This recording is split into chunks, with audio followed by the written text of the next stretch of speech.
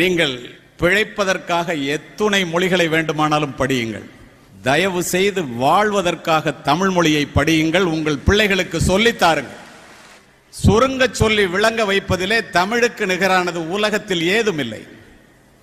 அப்படியே சொல்லி விட்டுவிட விரும்பவில்லை. எப்படி? பணத்தை விட கல்வி பெருசுன்னு ஏன் சொன்னோம்?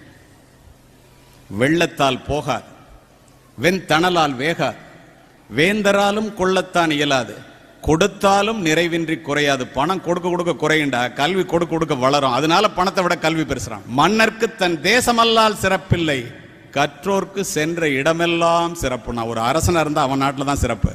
நீ படிச்சுட்டேன்னா உலகத்தில் எந்த மூலைக்கு போனாலும் சிறப்புடான். எந்த ஜாதி மதம் குலம் எதை பற்றியும் கவலை இல்லை. நீ படிச்சுட்டேன்னா மேலே வடம், மேடைக்கு வாமா.